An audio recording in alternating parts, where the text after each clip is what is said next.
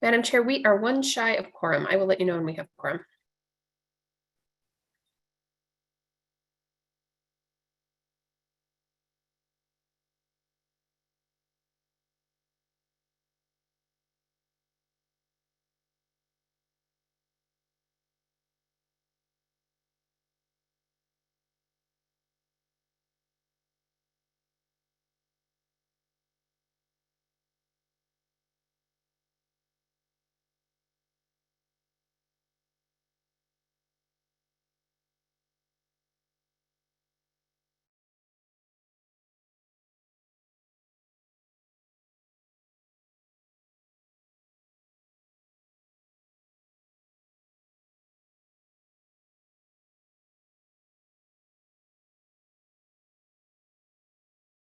Hi, Zeta. Thanks so much for being here. Nice to see you. Hi, thanks for having me.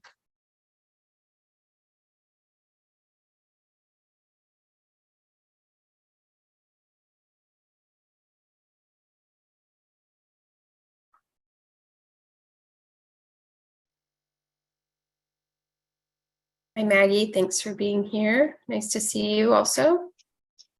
Hi, thank you for having us. I'm a little under the weather, so I'm going to stay off camera, but happy to help however I can. That's just fine. Thank you very much.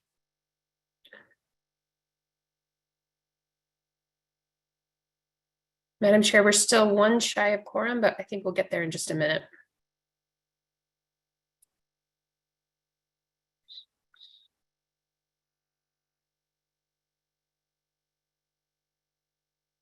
And we have quorum. Wonderful. Well, thank you, everyone. Good afternoon, members of the MAG Human Services Technical Committee meeting.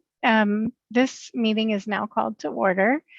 It's being recorded and live streamed on YouTube as a way for members of the public to participate. So please state your name when making a comment or asking a question. And I will ask that you keep your microphones on mute when you are not speaking to cut down on background noise. We will now begin the meeting with a roll call of all members.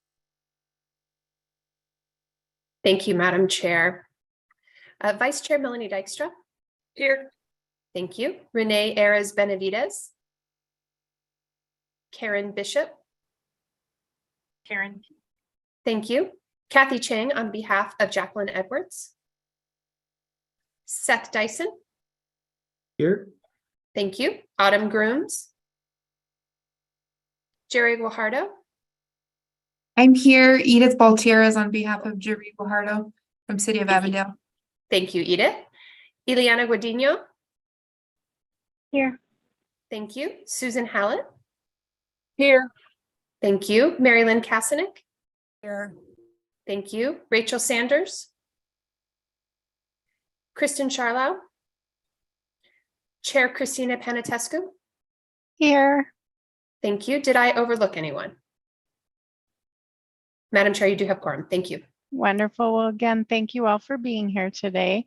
Our next item is a call to the audience. This is an opportunity for the public to comment on items that fall under MAG's jurisdiction that are not on the agenda or that are on the agenda for discussion and not for action. Members of the public could submit written comments via the MAG website 1 hour prior to the meeting. Kelly, do we have any written comments for this item? We did not, Madam Chair, have any written comments for this item or any other item on the agenda today. Thank you. Thank you. So then our next item of business is the approval of the April 13th, 2023 meeting minutes. Does any member of the committee have any questions, or is there a motion to approve the minutes? Melanie Dykstra from Gilbert will make a motion to approve. And is there a second? This is Seth Dyson. I second. Thank you, Seth. So we have a motion from Melanie and a second from Seth. Can we do a roll call vote? Certainly. Vice Chair Melanie Dykstra. Yes. Thank you. Karen Bishop. Yes. Thank you. Seth Dyson. Yes. Thank you. Edith Baltierrez on behalf of Jerry Guajardo. Yes. Thank you. Ileana Guadino. Yes. Thank you. Susan Hallett. Yes. Thank you. Mary Lynn Kasanik. Yes. Thank you. And Chair Christina Penatescu. Also, yes. Thank you. Thank you. So our next item is a presentation on the Regional Affordable Housing Public Education Campaign Toolkit. MAG has been working with Home Matters to Arizona, their consultant Javelina, and other partners to develop this campaign. The draft marketing strategy was shared back in November of 2022, and the campaign name and visual identity were shared in March of 23. The toolkit referenced during the March presentation has been completed and is now available for our use. Local and tribal governments are encouraged to promote the campaign. Regional media buys will begin this fall, and it will be very familiar to all of us. Amy St. Peter, Deputy Executive Director of MAG, will present on this item. Excellent. Thank you very much, Madam Chair, members of the committee. I appreciate you having me here today. I'm very excited to be able to share this campaign with you. I want to thank you. You have provided feedback and direction during the development of this campaign. And so I hope that you see that we've taken your feedback into account and that you see it reflected here. We are hoping for your continued partnership as we launch this campaign and hope that you'll promote the campaign at every opportunity. You can use virtual backgrounds like mine. We have stickers that we're happy to give you as well. There are a number of ways that you can directly participate in this campaign as individuals and as organizations. So if we can go to the next slide, please. Thank you. Want to ground this conversation in the why and the what. It's really important to focus on why we're doing this campaign. We're doing this campaign because we're striving for a future where every Arizonan has a place to be at home. We see this not just about is it a single family home or a multifamily? Is it a condo? Is it a tiny home? It's not about the building. It's about the stability that housing provides. It's about having a place to call home and all of the good things that can come about because people have that stability. They are healthier, they're happier, they're better able to contribute positively to their community. So what we're trying to achieve through this campaign then is that we're wanting to cultivate champions. We're hoping that you'll be champions for this campaign and that you'll encourage others to do so as well. Particularly when we talk about a home that meets our needs, it's not just that financial need, it's not just about how much we're paying for that home, it's about where that home is located. Do we feel safe? Are we close to the people and places that we love and that we need in order to live a fulfilling and meaningful life? And so for all of these reasons, we're undertaking this work. We can go to the next slide, please. Thank you. And so we want to hold ourselves accountable. We want to hold ourselves accountable to you as our partners, to our stakeholders, and to the community at large. And so as a result, we have both long-term goals and short-term goals, and we'll be reporting back on these. A long-term vision is really about reshaping the narrative. Unfortunately, affordable housing as a term now comes with baggage. It can stop more conversations than it starts. And so we really want to be able to offer a new language, a new way to refer to affordable housing. Instead of saying that, it's affordable rents and mortgages, homes within reach, homes that meet our needs. It's being able to talk about this concept in a different way in order to start more conversations and to have them be more constructive as a result. In order to undertake that reshaping of the narrative, we need coalitions of support. It's not about any one sector. This is not something that government can do on our own, nor can nonprofit agencies do it on their own. It's about all of us coming together to use this new language to have better conversations about this critical need and our ability to meet this need. As a result of this work, we want people to have a greater diversity of housing options that are within reach, that they have more options and that they're able to contribute better to the community because they're part of the community. They can live in that community and they can do so because they have fewer barriers to accessing that kind of housing. We can go to the next slide, please. So our objectives then are really transforming that narrative, creating a network of supporters and making more housing options a reality, not just a concept, not something that's philosophical, something that people can access in their daily lives, in their communities. Next slide, please. So our strategies then that are underway, and these have been under development with you, for you, and we hope that you'll work with us as we implement these strategies. The first one is to foster that collaboration with stakeholders, and we're hoping that you can help us to open doors, because each person on this committee has a different circle of influence, and we're hoping that you'll open doors to those stakeholders to help us raise awareness about the campaign and to cultivate more support for it. It's also critically important that we're talking about real people. Again, this is not just a concept, it's people's lives, and it's about their ability to live their lives in the communities that they love. And so it's about being able to tell those stories. We'd like to feature these on the website. So again, it's about those circles of influence. If you can help us to connect with people who have been impacted by both the lack of affordable rents and mortgages, as well as the impact of finally achieving that and how their lives have gotten better. If you can connect us with real people with real stories, that would be fantastic, because ultimately this campaign is about people. And that we want to be able to expand that campaign message and presence in partnership with you. Next slide, please. And so our partners then have been both in the housing space as well as many other spaces. We've been working very closely with our local and tribal governments, working closely with our nonprofit partners, sharing this work with the continuum of care, for example, and also having a broader outreach to health and education, the infrastructure. Just yesterday morning, I presented on this campaign to the Urban Land Institute board, and they were very receptive. Just this morning, I was out in Fountain Hills talking about this campaign, as well as our other homelessness and housing efforts, because it will take everyone in the community throughout the region working together. We have 4 stakeholder groups that we've identified as being of primary focus. Of course, we want to work with any and all people, but the campaign is very intentionally developed messaging very specifically for these 4 target groups. One are the elected officials and the community leaders. We want to be speaking with your mayors, with your city managers, with your council members, to have them help us spread this word, as well as other communities from various sectors throughout the region. Developers are also a really critical part of that solution. We need more supply. It's not just about supply, it's also about preserving housing that is affordable, but we need developers as a partner in this process. And so in our toolkit that I'll be sharing with you in just a moment has some very specific messaging related to developers. Also, homeowner associations and similar groups, neighborhood associations, if we can work directly with them, then again, they can open those doors to different circles of influence that we don't traditionally have access to. And then likely voters. While we're not advocating in this campaign, we know that if we're speaking with elected officials, they want to know that their voters support this. And so, for example, when a city or town council has an affordable housing project on their agenda, that they're hearing from people who want it, and that those are the people who are voting for them, that carries a lot of weight. We know that that conversation is often very negative. It's what prompted the idea for this campaign. It was truly the impetus for this campaign.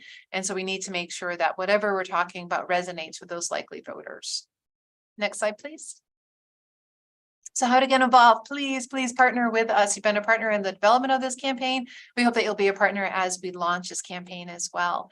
If you go to our website, homeiswhereitallstarts.org, you can learn more about the campaign and you can receive the toolkit. We hope that you'll share the website as well as the toolkit with as many of your stakeholders as possible. If you can help us to promote this, we are encouraging local communities and stakeholders to promote this campaign on their own. We will have regional media buys occurring this fall, and thanks to communities who have very directly participated by providing funding for those regional media buys, as well as Virginia G. Piper Charitable Trust.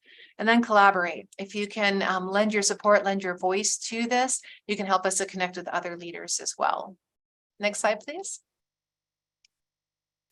So one of the first steps, if you'll notice, I've been using terms like affordable rents and mortgages, homes within reach, homes that meet our needs. You can help us by using that language in your daily communication, in any communication messaging that you have online. That would be a big help. The more that we can all start using this different language, the faster we can reshape that narrative, which is a tall order, but it's one that we can do for each chipping away at it. So it's about adopting those language alternatives and then talking about why it matters. Language matters. It's why today we don't necessarily talk about homeless people. We talk about people experiencing homelessness, because no person should be defined by whether or not they're housed or unhoused. That might define their needs, not them as a person. So if we can be diligent in using a different kind of language, I think we'll have a different kind of result. If you can add language about this campaign, link to this campaign from your organizational websites, through your personal and professional social media, that would be a big help as well. There are different ways that you can communicate by email with social media. We have sample content available in that toolkit. Next slide, please. And then promoting it. If anyone would like to contribute to those regional media buys, that would be fantastic. So far, we've been able to raise $105,000, which is a lot of money for you and I. It doesn't go very far when we're talking about a regional campaign like this. We are very fortunate to be able to partner with Cox Integrated Partnerships. They are collecting from us $150,000 from us and our partners, but they're able to deliver more than $300,000 worth of collateral, creative, and those media buys.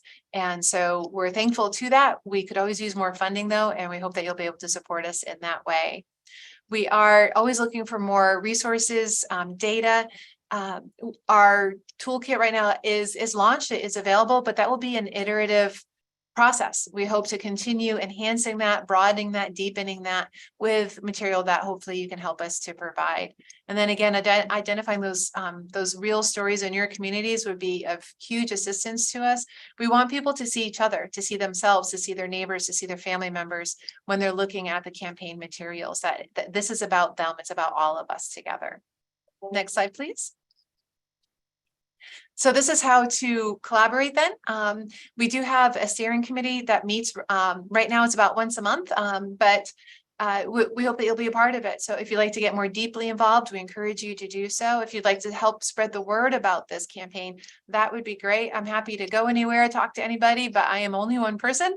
And if you can help us out by presenting the same information to your groups, that would be wonderful. And then if you could help us really to customize those outreach and engagement opportunities, that would be of big help as well. Because again, when we have more perspectives around the table to design something, it's always more responsive and more relevant than if just one person or a smaller group designs it. Next slide, please. And the toolkit, please download this toolkit. It'd be great for you to have that as a tool in your toolbox, as well as to help promote it with other people. We have samples, sample digital ads, flyers, things like that. We encourage you to use it often and to help us spread the word. Next slide, please. The toolkit continued. This is what it contains. CTAs are calls to action. Again, those are different for the 4 different target groups. And we have sample calls to action for each of those 4. And we hope that you'll be able to help us spread the word about that. We do have a lot of samples. We encourage you can use the samples as they are, or you can use those as kind of a guide, a template, as you develop more messages that you can share that might be more custom tailored to your constituents. Next slide, please. We do have an introduction letter to help you understand how best to use this. YIMBY is yes in my backyard, as opposed to NIMBY, no in my backyard, which is unfortunately what we hear so often. We'd like more people saying yes. Yes to affordable rents and mortgages. Yes to having this in their communities. Yes, they see this as being important to the health and to the vitality of their communities as well. Next slide, please. The language to use. We've been using this already just during the course of this presentation. We hope that you'll adopt it as well. Again, that's affordable rents and mortgages, homes that meet our needs, and homes within reach. These are all based in some pretty deep research and community engagement. Next slide, please. Sample web copy, please. We'd love for you to be able to post this information with the campaign logo. You see that in my virtual background. You see that on the slide. We do also have a branding guide so that you understand the appropriate ways to use this logo. Next slide, please. We do have those sample mass emails. If there's any way that you can help to spread the word, that would be fantastic. We not only have the sample emails, we also have tips and tools that are actually helpful no matter what kind of email you're sending out. And so if you have additional tips and tools that you'd like to share with us, that would be fantastic.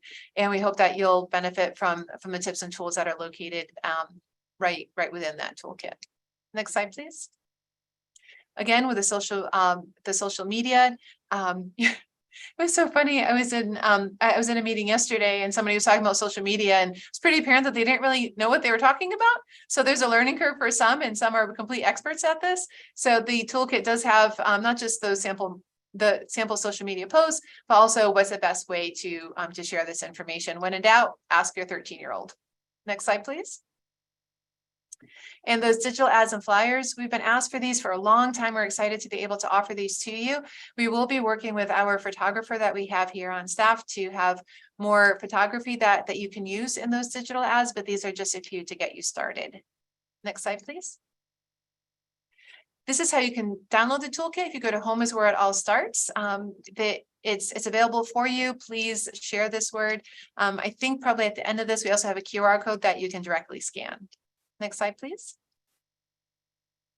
And we don't have the QR code, but if you'd like to reach out to that website, please do so. We'd love to be able to correspond with you. You can also always contact me or Kelly, and we'd be happy to continue this conversation with you. Next slide, please. Is there a next slide? Maybe no. Okay. In the meantime, I'd like to pause and see if any of you have questions. Questions, comments, suggestions, ideas. Mary Lynn? Yes, Amy, is this campaign just focused on families with young children? Because every single picture was of a young couple and pictures of children. There were no adults or especially older adults. Yes, no, thank you, Mary Lynn. Great question. This campaign is for everybody, truly. I know in some of our photography, we do feature older adults. We'll need to make sure that we have that maybe a bit more prevalently so that we're clearly communicating that this campaign is for people of all ages. We find that older adults, particularly right now, if they're renting, they are in dire need of an affordable rent or mortgage because their rent is likely no longer affordable for them because of the significant increases. And we are seeing significant increases of older adults experiencing homelessness as a result. Thank you for that question. Any other questions, suggestions? Okay, well, thank you. You do know how to reach us, hopefully. And if there's any advice, any questions, any way that we can support you in helping to promote this campaign, we'd love to be able to have that conversation with you. Thank you very much, Madam Chair. Back to you. Thank you, Amy. Great job. Thank you very Excited to see this campaign get rolling. So, Excellent. Thank you. Our wonderful. Okay, so next up, in May of 2023, Attorney General Chris Mays announced a sweeping Medicaid fraud investigation into sober living homes across Arizona. It's estimated that up to 11,000 individuals may be impacted. And so we have staff from Governor Katie Hobbs' administration who are going to share some steps that city officials can take to help our citizens connect with available resources and what to do if we suspect or our residents suspect abuse is taking place in our communities. Staff from the governor's office presenting on this item are as follows: Maggie Ferry, the Intergovernmental Affairs Director, Zeta Didolf, the Health Policy Advisor, and Valara Nasenhoya, I hope I pronounced that right, the Task Force Coordinator for Missing and Murdered Indigenous Peoples. Thank you for joining us today, and the floor is yours.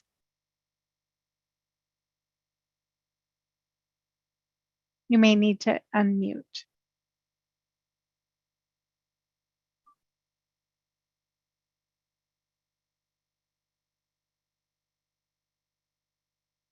Hi, apologies. I'm a little under the weather, so I'm grasping for my voice, but Oh, thank you for being here. of course. So as you mentioned, my name is Maggie Ferry. I'm the Director of Intergovernmental Affairs. And we've been working pretty around the clock for the last few months trying to determine what would happen after we announced the action suspending over 100 providers of behavioral health residential and outpatient treatment services that we have credible reason to believe have been defrauded by the state's Medicaid program of millions of dollars. Due to these credible allegations, these providers have been referred to law enforcement for further investigations, and payments to them will be suspended pending the investigation. The providers have allegedly defrauded the state of millions of dollars while creating a large-scale humanitarian crisis that disproportionately affects tribal communities.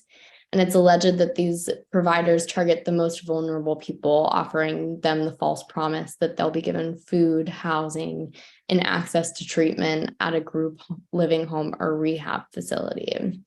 People are often left in these facilities without proper access to healthcare and treatment services, and instead they are allowed and sometimes encouraged to continue using drugs and alcohol. Often they are not allowed to leave the facility or contact relatives. Meanwhile, they fraudulently bill Medicaid for addiction treatment and other healthcare services. And while we're working to still assess the scope of the people affected, it may be in the thousands. Due to suspected ghost billing by these fraudulent entities, the exact scope of the problem to this day remains a little unclear. Under the former administration, Access had taken sort of a piecemeal approach to targeting these fraudulent providers. And under the current Access director, Heredia, Access has taken swift action to investigate these financial wrongdoings and develop a comprehensive, holistic plan to stop them. We're currently working hand in hand with the Attorney General's office, law enforcement, Access, tribal leaders, and community partners. And we're working to ensure wraparound services are delivered to people affected by provider closures and enact systemic reforms in the Access billing system to root out this kind of fraudulent billing moving forward. So this is just an overview of what we've been working on thus far. I'll kick it to Zeta for a little bit more of sort of recent actions, and then we can go over some questions. I think that that was a great overview, Maggie. Thank you. And I do apologize. I need to hop off in about 3 minutes. So Maggie may need to pick up from here, or Laura. But we wanted to just kind of stress a couple of things. First is that the credible allegation of fraud or CAF suspension is just the first step in addressing this crisis. And to say that this is a very complicated problem, I think is like the understatement of the year.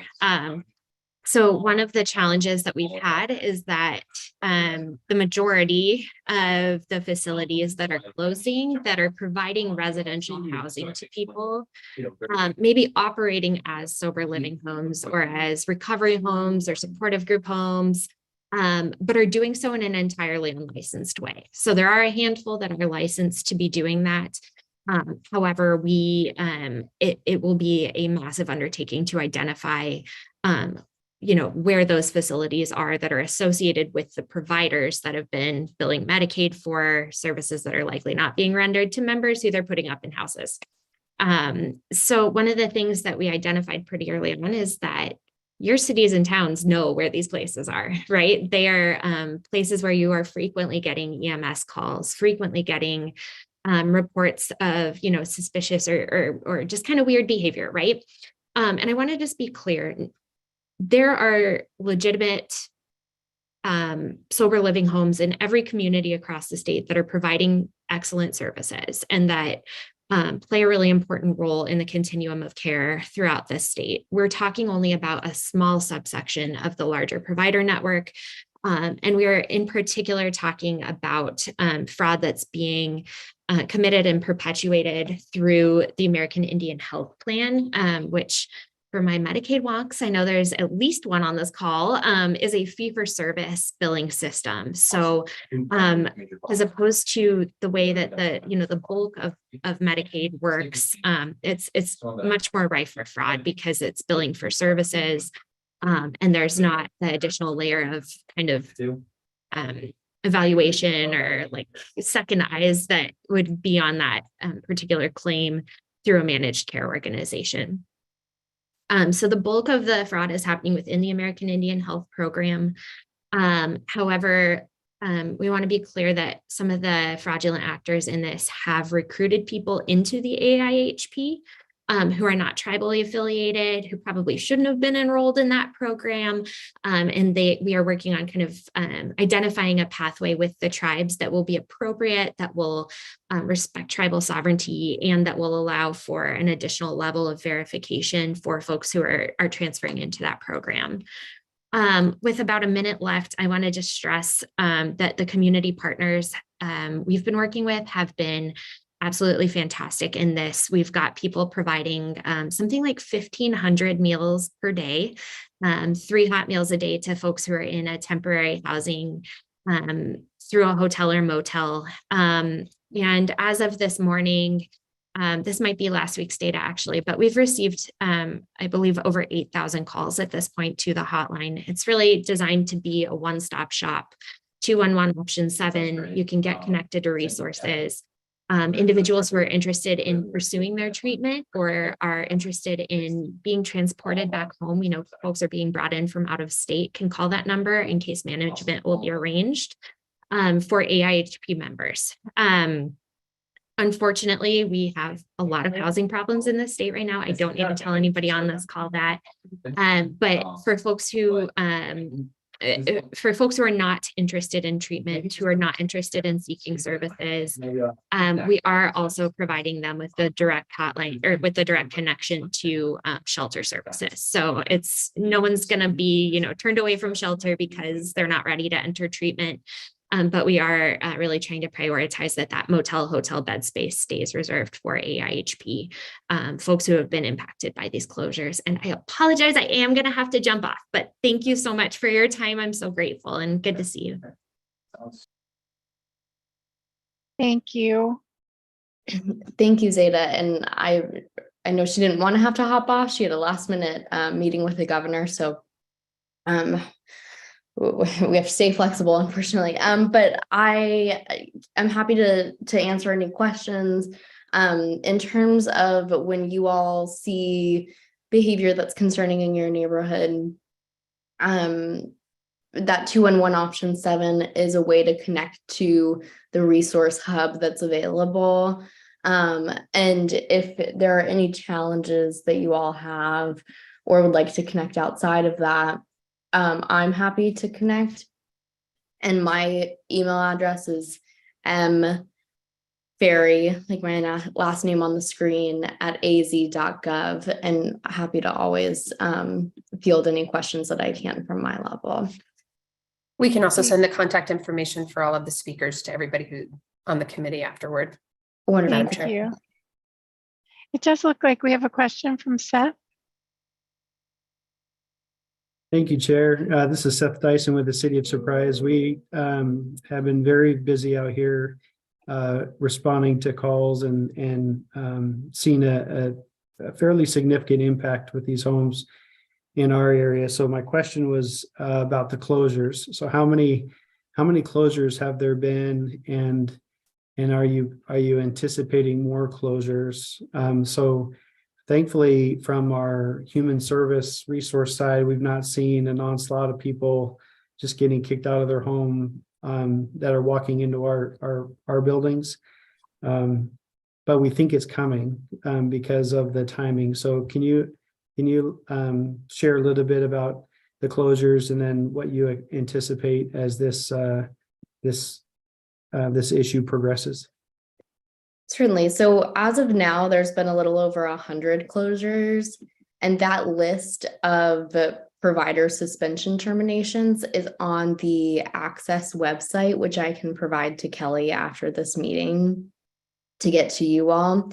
And then in terms of moving forward, it's a little difficult to say just because of the fraudulent nature of all of this. We're not necessarily dealing with data that's entirely reliable, but we will try to stay as in communication with community partners as much as we can throughout this process.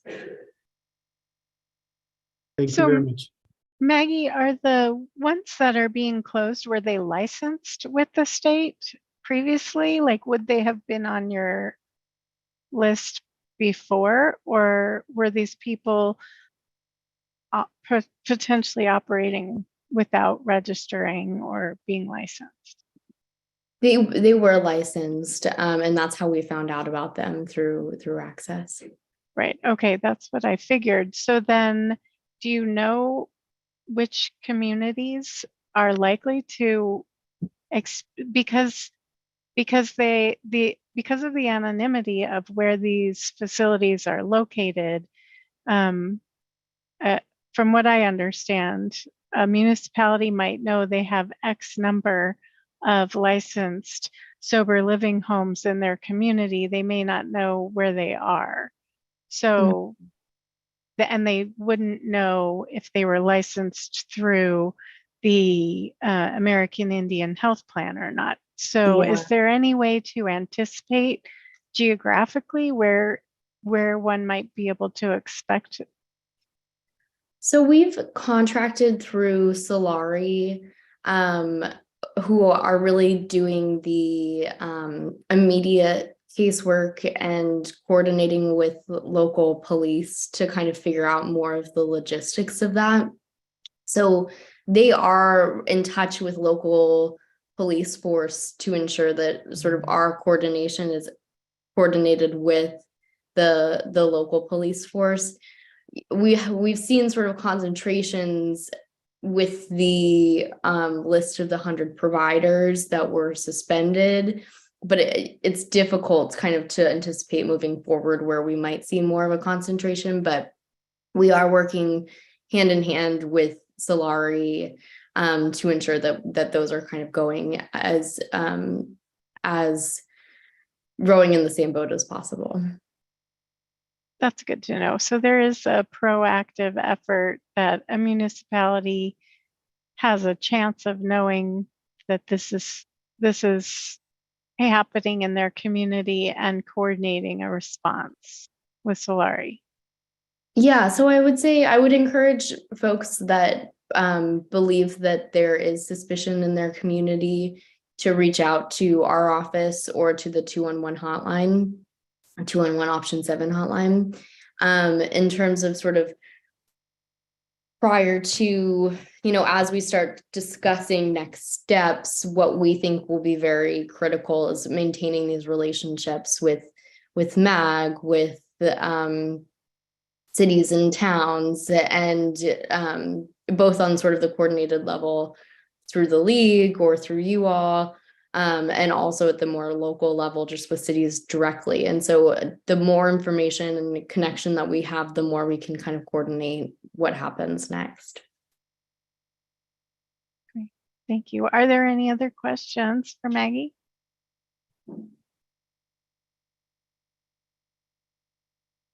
Chair, I just had one follow-up, Melanie, with Gilbert. You, I think, originally said, though, that when you first were working with the homes, most of those who were in them, if they were interested, you've resheltered the majority. You're just wondering now if there's more. Is that correct? Yes, yes. So as of now, there have been 3,492 nights of lodging from people who have already called. There's been 3,561 people who have called the 211 hotline. And so those that have wanted nights of lodging at hotels or motels can get that. And then the transportation provided has been, I believe, to 263 people. And so these are as a result of the 100 suspensions that happened at the middle of May. And then sort of the next round would be, depending on what happens after this, as this is likely the first step, that will be determined moving forward. Thank you. Seth? Yeah, thank you, Seth and Surprise. I think you just answered it, but the 3,492 nights of lodging are specifically related to those impacted by the closures of the 100 homes, or are those just the normal numbers that Solari is getting through the regular 211 call? This is through the specific 211 option 7 for this challenge. Okay. All right, thank you.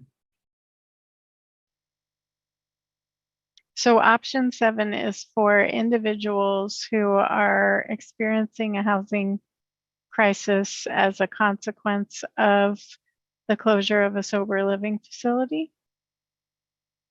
It's sort of a one-stop shop. So folks can call if a home that they are in has been, Or if they um, want to report or if they want to report. They can do home. both. Mhm.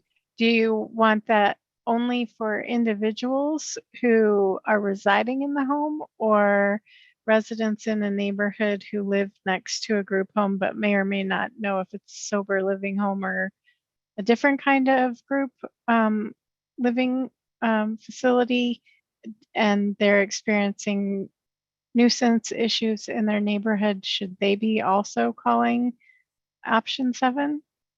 I think I would encourage, to be honest, we haven't really treaded this specific water yet, but I would encourage folks to use the usual channels, reporting through their city governments to do that. And then we've been in touch with mayor's offices who have had sort of an increased call. And then we can kind of loop back with the Solari folks to coordinate responses there.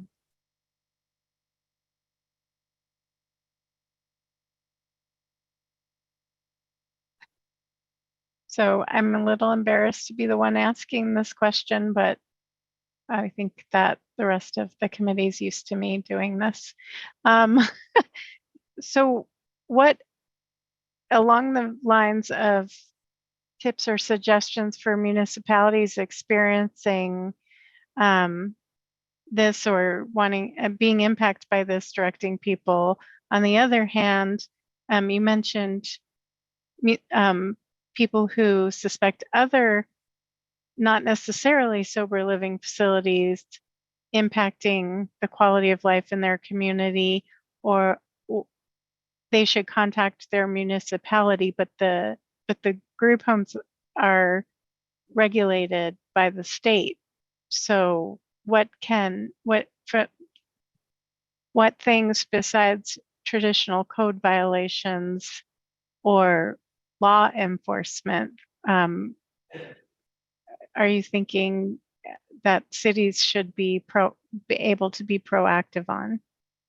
I think if they're just reported through their traditional challenge or their traditional channels, then cities will be able to sort of triage what's come up for them before versus what can be escalated to our office. And then we would encourage cities to reach out to us if there are things that appear to be more related to this versus other, challenges that cities see more frequently.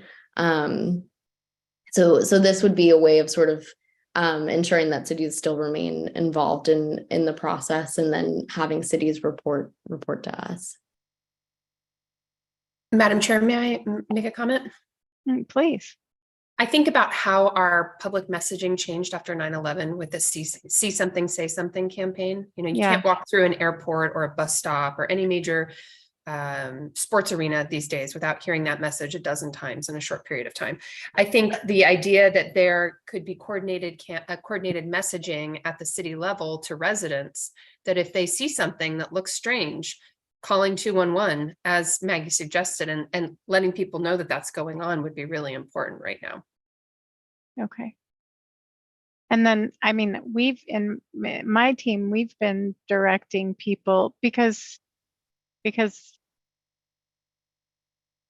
our residents, let alone us, don't know if a home is a sober living home or a home for people with developmental disabilities, or what kind of group living quarter it is. So the rules are different, but they're all regulated by the state. So we've been giving the guidance to use the online complaint form to the state, so that presumably someone at the state can investigate the licensed facility to make sure that the residents who are living there are being protected and not neglected, and that might be contributing to the neighborhood nuisance. So I just want to make sure I'm not misdirecting my residents. I think law that's- enforcement too, for sure, if someone's breaking the law, but to have an individual wandering around in a neighborhood and knocking on their neighbors' doors is not against the law. It is potentially a lack of supervision and neglect of the people who are living in the home. Sure. Yeah, I think that's the correct way to continue to, I would continue what you're doing to share with residents. Solari is really on the ground managing that. And so all of those email addresses, all of the phone numbers are managed by them, and they take that information to utilize it. And so if that's, I encourage that. And then if there's any challenges additionally that you'd like support with, please don't hesitate to reach out. Thank you. I just want to make sure I always tell my residents that I can't promise I'll get them the answer they want, but I promise they'll be barking up the right tree. And I want to make sure I'm not sending them up the wrong tree. Any other questions? Well, Maggie, thanks for being here, especially when you're sick, and thanks for all the work you guys are doing behind the scenes. I know it's very complicated, and I can't even imagine how stressful it is with all of the people and communities who are impacted, and knowing that I'm sure you have the same, you share our heart for service and caring for our most vulnerable. So thank you for what you're doing. Thank you, of course, and we can follow up with my email and Zeta's email and Valora's email, as well as that list of suspensions, if that's helpful. But really want to thank you all for letting us come in and take some time. Oh, it's our privilege. Thank you very much, and I hope you feel better. Thank you. Okay, so with that, then we'll go ahead and move on to agenda item number 6, the Heat Relief Network.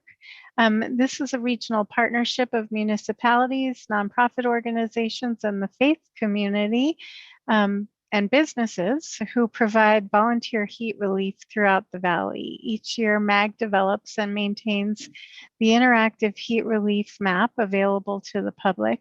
Cleo Warner, MAG Human Services Planner, will provide an overview and updates on the Heat Relief Network. Cleo? Hi, thanks everyone for having me here. And thank you for that intro. Hoping this will just be a really quick update on some things we've been working on at the Heat Relief Network. As a reminder, our season runs May 1st through September 30th. And it is a volunteer partnership. So everyone we have with us volunteers to be part of the network. And so we try to just rope together every season and pull it off. All right, so then our next slide, yes, here are the general updates for you. So we do have more standardized site definitions across our partners this year. In previous seasons, everyone seems to kind of use a different, hold on, my cat is crying in the back. And it's led to a lot of confusion of people on the ground who use our sites and what they're expecting when they go to each site. So this year we really worked to standardize those definitions across the 4 map locations that we have on our interactive map. We added an additional site this year of respite center, and I'll go over those definitions in our next slide, but that was a really big win for us.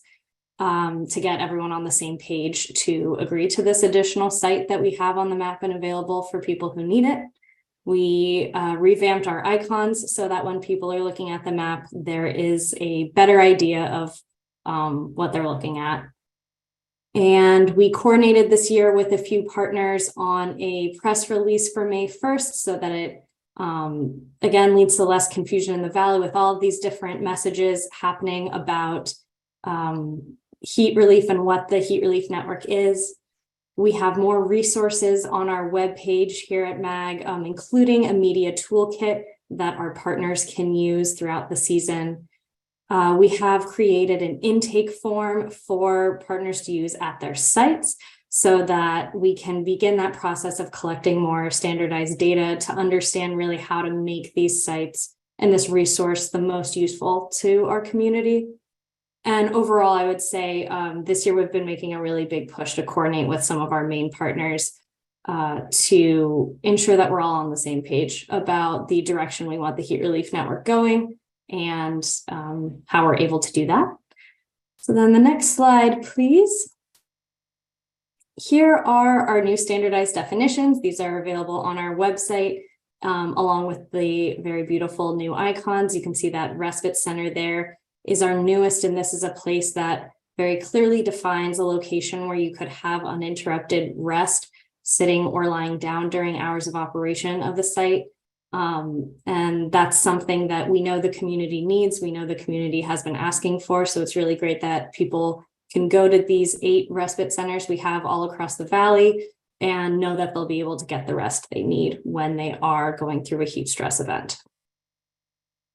So then on our next slide, you can just see sort of a little peek at what the map looks like when you would pull it up on your phone or the computer, and you can toggle on the right there, depending on what you're looking for, as well as what's open now, and see the heat relief site closest to you. So far, we have 83 cooling centers and 79 hydration stations, 121 collection sites, and 8 of those respite centers. So we have 207 locations overall, and this is among 46 separate organizations. So really wonderful work across the valley from all of our partners. And the next slide.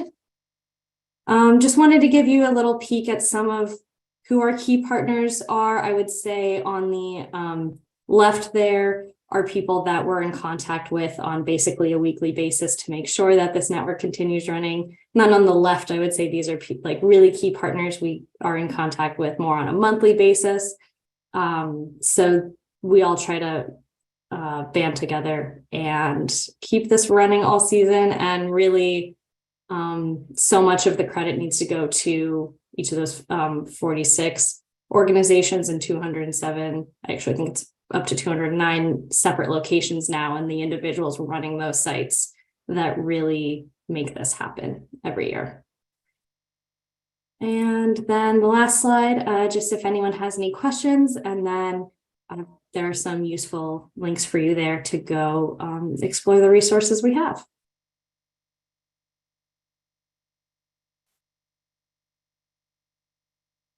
So if anyone has questions, let me know. Otherwise, I'm done. Thank you. Are there any questions? I have a question, Melanie with Gilbert. In the past, I think, is Mesa part of the heat relief network? Or are they still doing kind of their own collection donation program? We do have locations from City of Mesa on the map.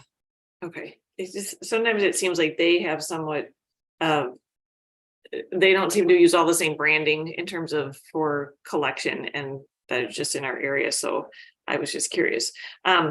The other thing is, I thought there had been maybe an RFP put out from the county to help fund the cooling sites, but I hadn't heard if those have been awarded. Are you aware of whether or not those have been awarded to anyone to open up some additional cooling sites? So the grant I'm aware of is from the City of Phoenix, and using ARPA dollars to provide like individual grants to sites in the City of Phoenix. And I know their application process is through July 30th. So that is the one RFP I'm aware of, and we're going through, they'll be going through the selection process this Friday actually, and then in a couple of weeks as well for applications for that. Because I thought the county put one out through ARPA funds as well, because my understanding was there was an ask for like even Mesa and Chandler to collaborate to see if they could do some additional sites, but then I never heard if that went through. So I have not heard of any funding coming from the county specifically, but it's definitely something we can look into and then get back to you about. Okay. And do you feel with the the redefinition of respite sites, has that led to like what would be considered less than we've had before? I mean, 8 just doesn't seem like very many that are operating in that format for the whole county. Yeah, it's definitely not as high as the other sites that we have available. However, it is asking quite a bit more sometimes from the volunteers and people who run the site specifically. So while a lot of people could still have cooling centers where you could sit and presumably sit for hours of operation, but these respite centers are set aside to really be something where you could fall asleep and rest. And that's just not something tons of sites can support. So I would say, if anything, it has added a huge benefit, because that's something that probably only 8 cooling centers offered last year, but now they're specifically called out as a respite center. So I would, if anything, I would say there's a benefit add to that this year. And I agree. I like the new definition. I thought for some reason there were more of those style operating in the past versus the fact that maybe they weren't. Maybe they were just cooling sites, and I had the impression they did a certain thing. So I know we're trying to grow that opportunity around the Gilbert area just to make sure we have one, but they can only do it for July. And so we're trying to recruit some other locations to add on June and August, because we know it's all hot. So, because it does seem like that is a necessary thing. And so when I was surprised when I was looking up the fact that there really isn't anything else close by either. There's just, with only 8 of those total, I was just surprised. So thank you. Cleo, do you mind if I jump in for a second also? Sure. Madam Vice Chair, I think what we're actually seeing reflected in that number is a hesitation for sites to formally say their respite. What I suspect is happening is that, for example, a lot of libraries look the other way and let people sleep during the day, but they don't want to put their official information down in that category in case they decide to change that policy, in case you understand all the different caveats that it comes with. So my suspicion would be that most places of worship also who are participating would allow people to rest during the day, but they also may not want to have a flood of people come and expect to be able to sleep there all day, if that makes sense. Cleo, what do you think I'm reading that right? Yeah, I would definitely say that's a portion of it. And the truth is, we don't really know how many places were allowing this kind of thing in previous years. So the fact that we can name it now, I think will help more people feel more comfortable with it, hopefully moving forward.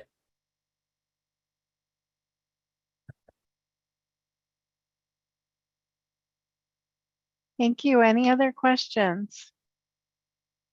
Comments for Cleo?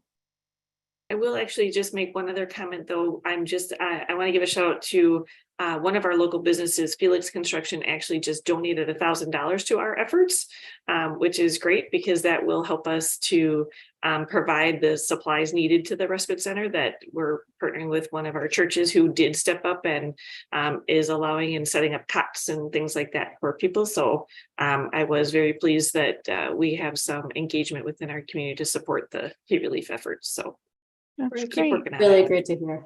Good work. It's lovely. Well, then along those lines, I'll lump together 7 and 8. Are there any requests for future agenda items or any other good news to share, like Melanie's announcement or otherwise? Requests for support or encouragement from the committee? Good and exciting projects to share? Madam Chair, I will share that in the next, in the meeting that's scheduled in August, which is our next Human Services Technical Committee, we do have a representative from Maricopa County who's scheduled to come and talk about CAP office changes. We have been going back and forth on getting that scheduled, but I did want to give you all a preview of both that and As you know, October is National Domestic Violence Awareness Month, and we will have a speaker in August talking about the domestic violence population who are also fleeing, that end up becoming unsheltered or homeless for a period of time, and how we can wrap around additional services to those individuals who may need a brief period of housing until they can get back on their feet as domestic violence survivors. Good to know. Be sure to mark your calendars, please. Mary Lynn, did you have something to share? Sure. Next week, on June 15th is World Elder Abuse Awareness Day. And every year our agency does a theme, and the theme this year is Empower Yourself. And we are focusing on three things for older adults: to have healthy relationships, to make sure you have a trusted friend and get to know your neighbors, have home safety, like have locks on your doors and windows. Don't open the door to someone you don't know. We are giving them a plug-in night light, so hopefully they don't trip on the way to the bathroom in the middle of the night. And the third one is on financial knowledge, and, you know, work with your bank to do fraud alerts, and have them be aware of frauds and scams. Don't answer calls from people you don't know, and never give out your banking details or social security number. And I'll tell you just a real quick story. Well, we've put out a press release, and I will have staff send these materials to you tomorrow. And Kelly, and maybe you can get it out to all of the members. But we are also going out to 12 senior centers, and, you know, giving a little talk in these postcards, giving out the night lights. And we have, you know, ads in lots of magazines and local newspapers and that type of thing. And I heard on Friday, we also did a continuing legal, you know, CLE with the Arizona Bar on elder abuse. And interesting story, one of the attorneys said that there was a man who came to an elderly gentleman's front, you know, door and knocked on it and said that his saguaro cactus was very weak, would probably fall over and damage his house. And so he asked for a check for $1,200. So the elderly gentleman gave it to him. He said he'd be back in a day or two. So he did come back the next day and demanded another $1,200 because he said he thought he could cut down the saguaro, and found out that he had to dig it up and he needed more money. And he did this several times to the man. So, and also one other thing, I just got a request from a group of seniors that wanted us to come out and talk about scams, because 3 of them have lost over $100,000 from scams. So anyway, this is a really important issue for older adults. So I'll get the materials out to you tomorrow. Thank you. Anybody else have announcements or good news to share? Goodyear has an exciting pilot program that's about to kick off related to mental health. I'm looking forward to seeing how successful we're able to be with it and the impact. But we are going to be making some financial assistance available for people who are seeking mental health services, who otherwise would not be able to, or would be dissuaded from accessing mental health services. So we can, you know, we would be the payer of last resort, but we could cover co-pays if that was discouraging someone from participating. And all of the service delivery will be via tele services or virtual. So that includes peer support and groups, cognitive behavioral. They can do EMDR. They have a lot of modalities, and it's all provided by licensed professionals. So that's exciting. I'm looking forward to seeing if that does address a need that we think that we've seen in our community. And also we're excited that the county is coming to Goodyear with a Head Start and a health clinic and a workforce development staff person. So last call for any other exciting things to share or requests for future agenda items.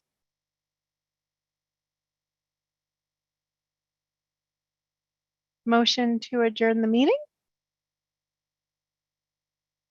I'll make a motion, Melanie Gilbert.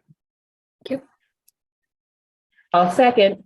Thank you, Melanie. I had to and say Susan. something. Exactly. Like, come No, on, no. some engagement here. Thank you for being here. Thank you for participating in the meeting. And thanks for all the things you're doing in our region to help our most vulnerable residents. And we'll see you all at the next meeting. Thank you all.